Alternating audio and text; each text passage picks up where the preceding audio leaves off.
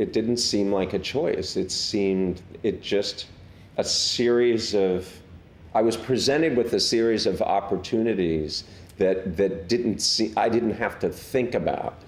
You know, my father loved movies. That's where I got the bug from. He was just a complete cinema junkie. I can't work for 2 years on something that isn't for me. Like I couldn't do it, you know. But every once in a while something comes along that I like, that I would get in line to go see, that happens to also have commercial potential. So that was good luck for me.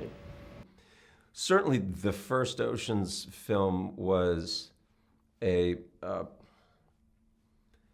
important project for me because it required a sort of skill set that I hadn't really employed before, and that I was very nervous about.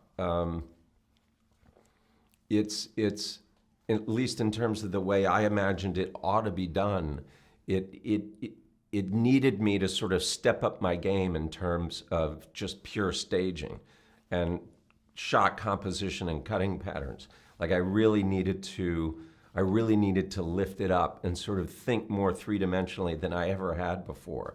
Now, when you add that to the fact that I don't storyboard and that the film was shot completely out of sequence, there were a couple days on set where I was really struggling and sometimes would have to send people away for 20 minutes while I sorted out in my own mind how I wanted to stage something so that it would fit everything else that had been done. So it was funny. It came, you know, that was in the midst of a run of Out of Sight, The Limey, Aaron Brockovich, and Traffic, and then Oceans.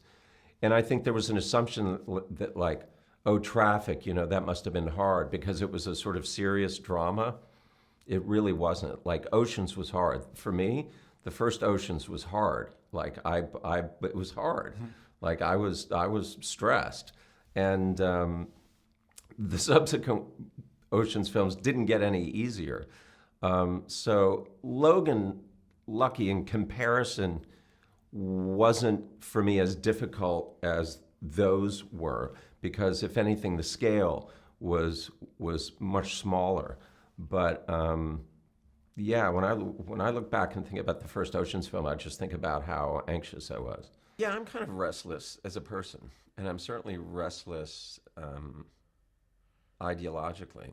You know, I'm acquisitive in terms of I'm an acquisitive person in terms of new experiences and new ideas, and I like being exposed to different kinds of people and different situations, and I like being in a situation work-wise where I feel that this film that we're making now is kind of in absolute opposition to the thing that we did before.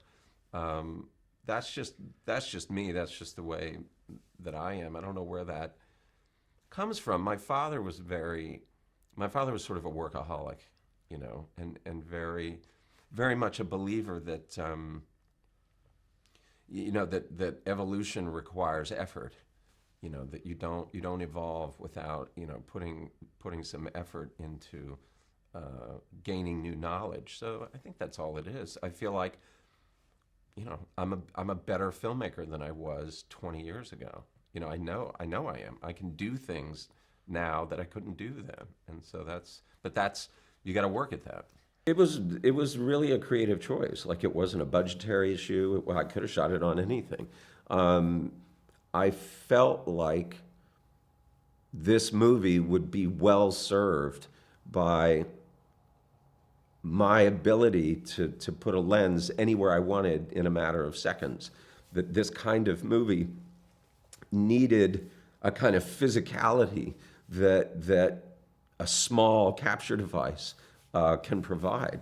So it was a legitimate, to my mind, a legitimate creative choice. And I look at the movie now, and I don't think it'd be as good if I'd had to shoot it in a conventional way. There are things about it that I think are necessary in terms of the style of the film that are there because I was working with a camera that's that big.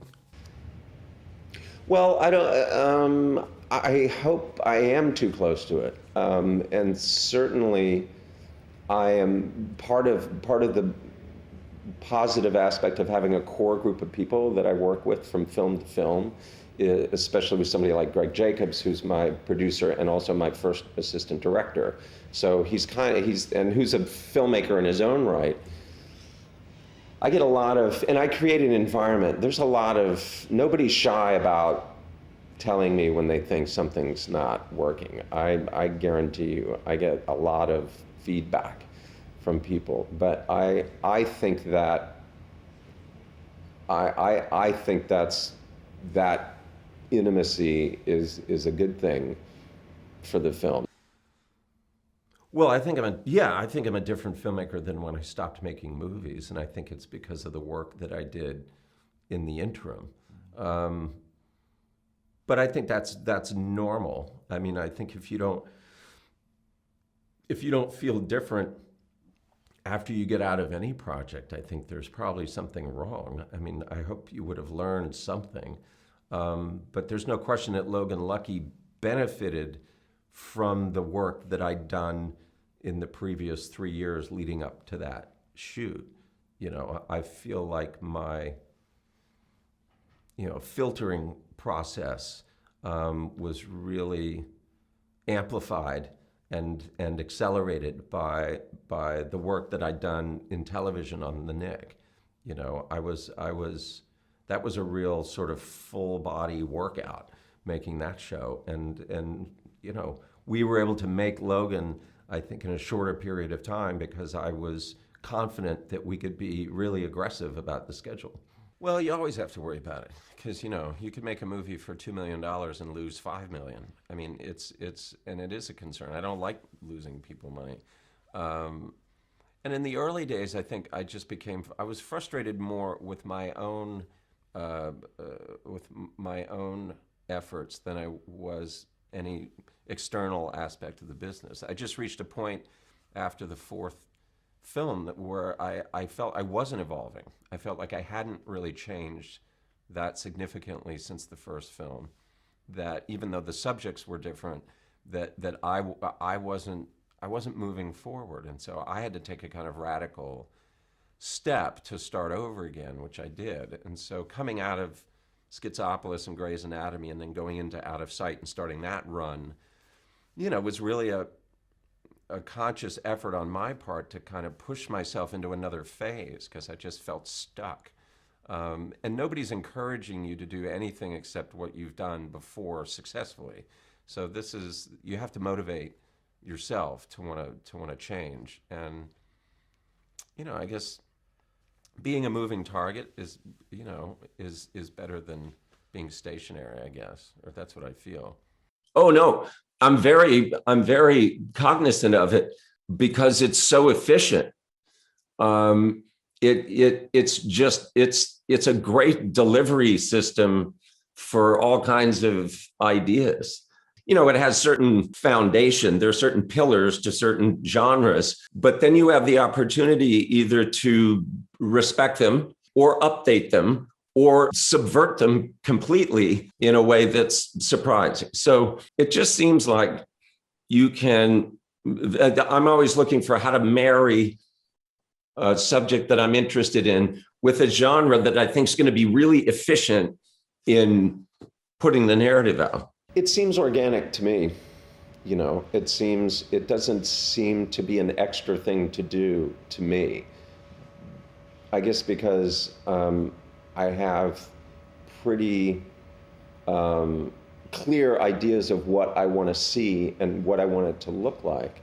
And that's how I started. I mean, I shot all my short films, and the sort of 11 years after Sex Lies, prior to Traffic, of working with other cinematographers, I took advantage of them and sort of sucked their brains as much as I could and asked a lot of questions and never left the set to try and build up enough of a skill set to do it myself. It's just one less conversation I have to have, one less layer of interpretation for me, and it enables me to move quickly, which I like. I think you ask any of the actors, when they show up on the set in the morning, they work until they leave.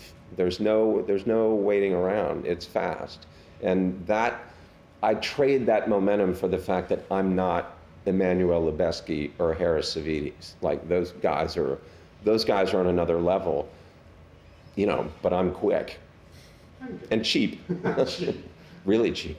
Well, the sympathetic debate is one that Matt and I didn't indulge in, but one that the business is obsessed with. This issue. This comes up all the time. Is this character sympathetic? Will people like him? Just in an abstract sense on every movie. In this case, to Warner Brothers' credit, they never really raised that issue. And for me, I've never really looked at it that way. I don't break characters down like that. They're either interesting or not interesting. And if they're not interesting, they either need to be removed from the film or they need to be made interesting. And clearly, Mark Whitaker was an interesting character to have in a movie. So it didn't, and he doesn't kill anyone. He's not a pederast.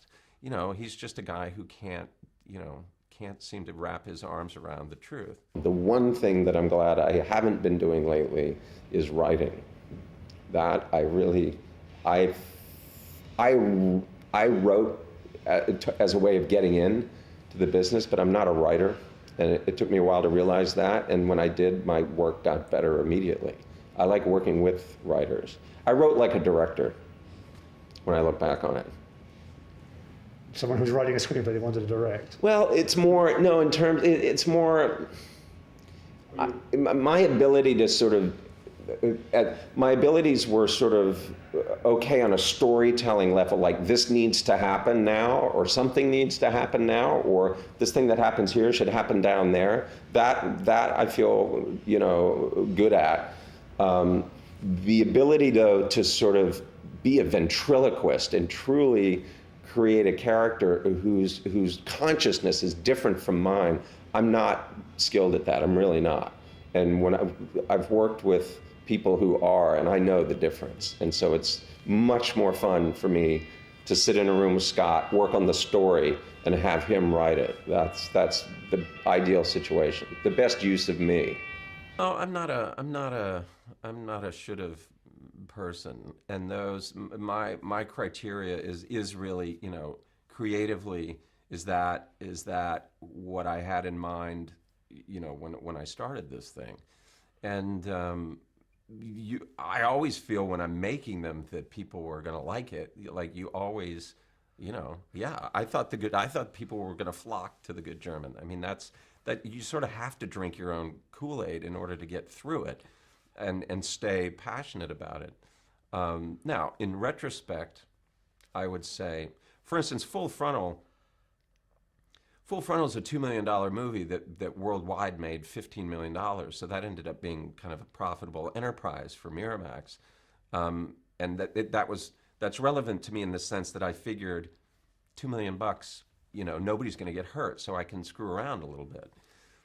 The Good German's frustrating because that's a $30 million movie and they lost every nickel and more. And in retrospect, I think that has less to do with the execution than the conception. My assumption that a lot of people would be interested in the what-if aspects of that movie. What if in 1945 there was no censorship and you could make a movie after the Second World War that accurately reflected what was going on? If Michael Curtiz could do whatever he wanted, what would he do? It turned out that like 5 people wanted to know the answer to that question. So I do look back at that and say, I got to be smarter about the accessibility of an idea when compared to the resources required to execute it properly. I wouldn't make that mistake again. You know what I mean? I wouldn't take that strange an idea and spend $30 million on it. That would just be stupid. So yeah, that's what I learned from that is, you got to be smart about when you experiment so that you don't blow the laboratory up. Now, The Informant, which is a much more accessible movie than The Good German, obviously, $22 million by studio standards is cheap. It's still, you can still lose money on that. And I and Matt and everybody, all the creative team, tried to be really smart about, look, all the money's going on screen. You know, if the movie makes money, we'll make money. But I can't justify this movie being made at more money than this. I just can't. Over the years? Oh, huge. I mean, I think both of us would tell you that meeting at that time on that movie was, I don't know what my career would be. I honestly don't. We both needed what the other person had. And that's why I think we ended up as partners for a while. There was just something, we liked the same kind of movies, we have the same kind of work ethic, you know, it was just, again, the right place at the right time, and that's, you know, God, we made 6 movies together. Mark. Yeah, it's really true, and the point is to make sure that you're sort of standing in the right spot when it lands, and to recognize it for what it is. I think that's really crucial. Very, and I'll tell you why. It's another example of the kind of weird luck that I've had. We were supposed to be in the director's fortnight. There was a Dennis Hopper film called Backtrack that was supposed to be in competition that pulled out at the last moment. And the competition sort of stole us from the director's fortnight. We were told, our French distributor was told in, you know, pretty clear terms, we're kind of, this is unusual, we like this film, but you should be aware it's not really going to make much of an impression at the festival. You know, don't get too excited. Then 2 weeks before the festival started, Francis Coppola decided not to be the head of the jury, and when Wim Wenders was chosen to be the head of the jury, and Wim turned out to be a big supporter of the film. So in about a 4 to 6 week period, we went from being in director's fortnight, Francis Coppola head of the jury, to being in competition, Wim Wenders head of the jury, and suddenly everything changes. So it's hard to sort of believe that I would never sit here and tell you that happened all because of the film. Like, some other things happened that turned out to be very advantageous for us, but I had nothing to do with them. No. Right. So, you know, music is, it's such a powerful tool that it gets abused a lot. I mean, I'm unhappy with the way most films use music, because I feel like they can't help themselves. You know, they want it to do everything, and they can't just let something play. So it's something that I approach very, very carefully, and I've worked with really, really good composers in my career, and it's such a fascinating part of the process. I mean, I've definitely felt at times that a score rescued, you know, an aspect of a movie that wasn't working. Not because we turned it up loud, but because the composer understood thematically the emotional life of the movie, and really did solve a problem that I wasn't able to solve on the set or in the editing room. And that's a great feeling, and also kind of a scary feeling. In February we always get rain. Other than that, it's usually okay, but there is one day in February we tend to get rain. Free production value. That's fine with me.